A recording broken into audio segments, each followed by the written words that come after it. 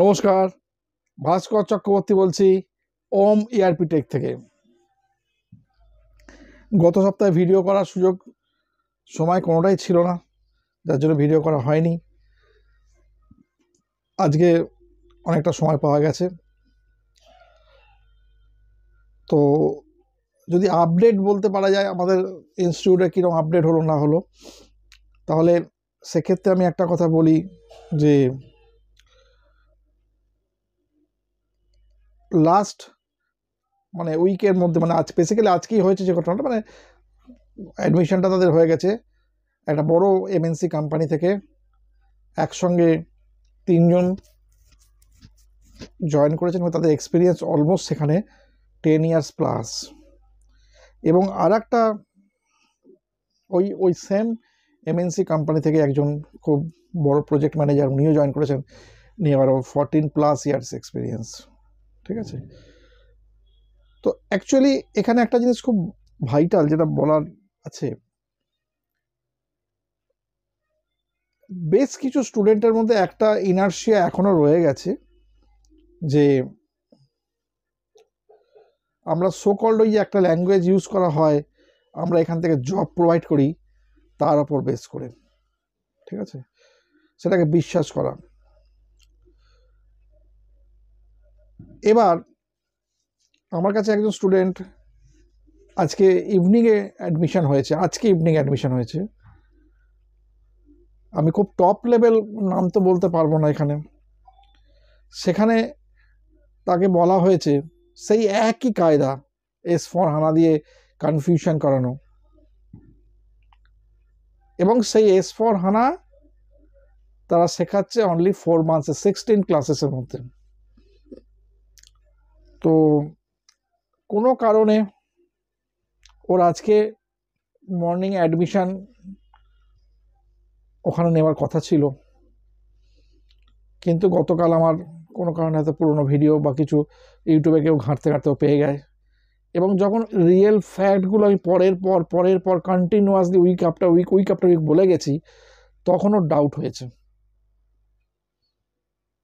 যে যেখানে normal ECC course করাতে 6 মান্থসের ওপর চলে যাচ্ছে, সেখানে S/4HANA যেটা 35% মেজর চেঞ্জেস, সেইটা প্লাস পুরোনো ইসিসি সব বাকি 65% সেটা কী করে 4 মান্থসে হয়? তাহলে এটা কিন্তু আলটিমেট পরবর্তীকালে আমার পক্ষে খুব খারাপই হবে, ঠিক আছে।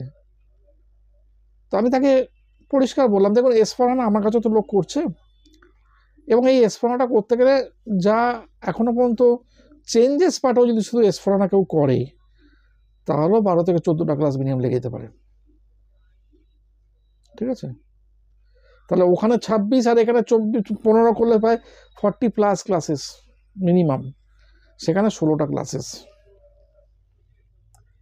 তো এই সহজ যে তত্ত্বটা, এই তত্ত্বটা এত সুন্দরভাবে ওরা বুঝতে পেরেছে, এই ভদ্রলোক বুঝতে পেরেছেন, উনি কিন্তু আমার কাছে অ্যাডমিশন নিয়েছেন। এবার আবার এরকম ঘটনা ঘটে আছে, আমার কাছে অ্যাডমিশন নেওয়ার আগে বলছে আমি কিন্তু ওইসব জায়গা ছেড়ে দিয়ে আপনার কাছে আসছি, আমার কাছে আসছে, আমাকে বিরাট কৃতার্থ করছে আর কি, ঠিক আছে। তার মনের মধ্যে কিন্তু রয়েছে ওই জায়গাগুলো, ঠিক আছে। আদৌ এসিপি জীবনে শিখতে পারবে কি না সেটা কিন্তু তার কোনো নেই। এইবার সে কি করলো, যথারীতি অ্যাডমিশন আমার কাছে নিল, ভালো ব্যাংকে, ভালো ব্যাংক বলবো না আমার বলতে পারবো না ওইসব ব্যাংকের। তো আমাকে 0 টাকায় অ্যাকাউন্ট খুলতে বললো, তো আমি ওইসব জায়গায় খুলতে পারবো না, ওইসব জায়গায় আমি বিশ্বাস করিও না। আর আমি ওখানে চাকরি করি, যে ভালো, খুব ভালো, ঠিক আছে। তো প্রথমে 2টো ক্লাস করলো, করে উইদাউট এনি ইনফরমেশান অফ হয়ে গেল, এবং কিছু বলার জায়গা নেই। আমি বুঝতে পারলাম একটাই মেন কারণ হয়েছে, সেটা হচ্ছে যে আবার কাউ মাথায় ঢুকেছে যে এখানে এরমভাবে করানো হয়, কিছু করানো হয় না, অতএব ওখানে যাওয়াই ভালো। ফালতু বিপদে পড়ে যাব, এ একটা সামান্য ঘরের মধ্যে বসে পড়ছে, এই 10/9 ঘরের মধ্যে এ একটা পার্সন, এর সঙ্গে কোনো লোক নেই, কী ক্ষমতা আছে? আমি ভাই গোল্ডেন হ্যান্ডশেক এইসব স্টুডেন্ট চলে যাবার একদম। তো আমি একটা আপনাকে ঘটনা বলছি আপনাদের, গত শুক্রবারের ঘটনা। আমি দুপুরের দিকে বসে আছি, আমার একজন স্টুডেন্ট, যথেষ্ট বয়স হয়েছিল, নিয়ার অ্যাবাউট 45-এর কাছাকাছি তো বয়স হবেই, এবং উনি আমার লোকালই ছিলেন, আমার বাড়িতেই আসতেন মাঝে মাঝে, যোগাযোগ করতেন। গত বছর শিখেছিলেন SAP MM, উনি শিখেছিলেন। ক্লাসগুলোকে উনি রেগুলার ঠিকভাবে করতেন। আমি ওনাকে বলেছিলাম, দেখুন ভাই আপনি কিছু মনে করবেন না, কিন্তু উনি লজিস্টিক্সে দীর্ঘদিন ধরে কাজ করছেন, বলছে আপনি যদি শিখতে পারেন, বাট যোগাযোগ যদি করতে পারেন, কিন্তু আপনারা বলছে আমার যোগাযোগটা আমি ঠিক করে ব্যবস্থা করে নেব। আমি SAP না শিখতে পারার জন্য আমার অনেক জব চলে গেছে। এবার ঘটনাটা শুধু শুনুন। এই যে এরা S/4HANA বলে যে এ করছে, আমি যে বলি লজিস্টিক্সে 10%ও চেঞ্জেস নেই, আমার কোনো পয়সা লাগবে না। উনি আমাকে বলছেন এই কেমন আছেন, ভালো আছেন, শরীর ঠিক আছে কিনা সব। তারপর বলছেন দাদা আমি একটা জায়গায় জয়েন করেছি, আমি SAP রয়েছে, বলছে হ্যাঁ দাদা SAP রয়েছে। এখন ওনার তো অতটা নলেজ নেই, উনি বলছেন দাদা জানেন এখানে না কিছু করতে হচ্ছে না। আমি করতে হচ্ছে না মানে? বলছে না, আপনি যেমন আমাদের সমস্ত অত সুন্দর করে টিকট দিয়ে সব কিছু করে বুঝিয়েছিলেন, এখানে সব কিছু করা রয়েছে। তার মানে আমি তখন বুঝলাম যে this is nothing but theory. যে ভদ্রলোক 45 ইয়ার্স এজ, নর্মালি সে SAP MM-টা ECC-তে ভালোভাবে শিখেছে, কোনো নয়, সেই লোক আজকে বলছে আমি এখানে সমস্ত এই বড় বড় খুললে ট্যাব খুলে যাচ্ছে, ওখানে ক্লিক করতে হচ্ছে, করলে ওটা তো আপনাকে ফিওরি বলে, মোবাইল দিয়ে মাউস পয়েন্টার দিয়ে, হ্যাঁ ফিওরি বলে ওটাকে। তো বলে ওখানে তো সমস্ত রেডিমেড করা রয়েছে, তো ফিওরি তো রেডিমেড, ওটা S/4HANA একটা বেসিক ফিচার্স, ঠিক আছে। বলে আমি purchase requisition, purchase order, good receive এগুলো সব করে ফেলেছি, আমি মেটেরিয়ালস ক্রিয়েশনও করেছি। আমি কদিন হলো এখানে কাজ করছেন? বলে এখানে বেশি দিন হয়নি, বলে 9-10 দিন হয়েছে, আমাকে অনেকটাই হেল্প করেছে ওরা। তাহলে একটা জিনিস বারে যে আমি প্রত্যেক মুহূর্তে বলার চেষ্টা করছি, যে আজকের দিনে আপনারা যারা S/4HANA ওখানে যেটা চলছে, ওরা যেটা ওইসব যে ফাঁকা মার্কেটিং হচ্ছে, ঠিক আছে, মানুষকে বিভ্রান্ত করার যে মার্কেটিংটা হচ্ছে, মানুষকে যে চিট করার যে মার্কেটিংটা হচ্ছে, সেই জায়গা থেকে আজকে পরিচ্ছন্নভাবে যে কথাটা বলছি এটা কিন্তু মিলছে। আপনার যদি মনে হয়, আপনাদের যদি কারোর মনে হয়, যে কোনো পার্সন যে আমি মিথ্যে কথা বলছি, আপনি আমাকে বলবেন, আমি ওই পার্সনের সঙ্গে কথা বলে আপনাকে ওই পার্সনের ফোন নাম্বার দিয়ে আপনি কল করে কথা বলে নেবেন। এত বড় দায়িত্ব নিয়ে কথাটা বলছেন, 1%-এর মধ্যে জল নেই। এবং কালকে যে ভদ্রলোক প্রজেক্ট ম্যানেজার জয়েন করেছে, উনি আমাকে বললেন যে আমি কিছু ভিডিও হিন্দিতে দেখেছি বা দেখেছি, আমি কিছু টাইটেলও ডকুমেন্ট পেয়েছি, তবে আপনি যেভাবে ওপেনলি সমস্ত কিছু ক্লিয়ার করে বলেছেন, লোককে পরিষ্কার সতর্কতা তৈরি করে দিয়েছেন, এটা কোনো সময় কোনো ইনস্টিটিউট থেকে করা হয়নি। আচ্ছা, এটা আমার কাজ, এটা অ্যাওয়ারনেস স্টুডেন্টকে দেওয়া, আর কিছুই না। আমি যখন ওই যে ভদ্রলোক যে স্টুডেন্টের কথা বললাম যে 2টো ক্লাস করে অফ হয়ে গেল, তার আগে আমি একটা ভিডিও করেছিলাম, সেই ভিডিওতে বলেছিলাম যে B1 বলে একটা মডিউল, সেখানে আমার কিছু জানাশোনা আছে, ওখান থেকে কিছু প্লেসমেন্ট হবে। তো ওরা একদম ফ্রেশার লেভেলের লোক চেয়েছে, আমি দিয়েও দিয়েছি। তবে হ্যাঁ, পরিষ্কার বলে দিয়েছিলাম যে ওরা ওখানে প্রথমে B1-এর ট্রেনিং দিয়ে দেবে, ওটা অ্যারাউন্ড 6 মাস ট্রেনিং হবে, সেখানে স্টাইফেন্ড দেবে 8,000, আর ওরা তারপর প্রজেক্টটা ওদের নিয়ে নেবে, তখন 12,000। এইটা শোনার পর আমাকে বললো, আপনি যে সমস্ত স্যালারি বলছেন, আমার তো মাথা খারাপ হয়ে যাবে, ওইসব স্যালারি হলে কী করে চলবে আমাদের। আমার কাছে B1-এ 2জন ক্যান্ডিডেট অ্যাডমিশান নিয়েছে গত ডিসেম্বর মাসে, এবং ওরা ক্লাস করছে। তার মধ্যে একজন FI করে, এবং FI যে করে সে 2015-16 সালে আমার কাছ থেকে অফলাইনে কিন্তু SAP শিখেছিল FI, এবং তারপর থেকে সে B1-এ চলে যায়, এবং B1-এ যাওয়ার পর B1-এ সে আজকের দিনে বোধহয় নিয়ার অ্যাবাউট মোর দ্যান 27টা প্রজেক্টে সে কাজ করেছে, ইমপ্লিমেন্টেশন প্রজেক্টে। ভালো করে শুনুন রেজাল্টটা এবার। এবং তার সঙ্গে যে ভদ্রলোক একসঙ্গে জয়েন করেছেন কলিগ, উনি এমএমএ, উনিও অলমোস্ট সেম। তো আমি হচ্ছে এখন ওরা প্যাকেজ পায় নিয়ার অ্যাবাউট ধরুন ওই 15 lakhs-এর কাছাকাছি, 15 lakhs-এর বেশি, মোর দ্যান 15 lakhs, মানে তো ইয়ারলি প্যাকেজ।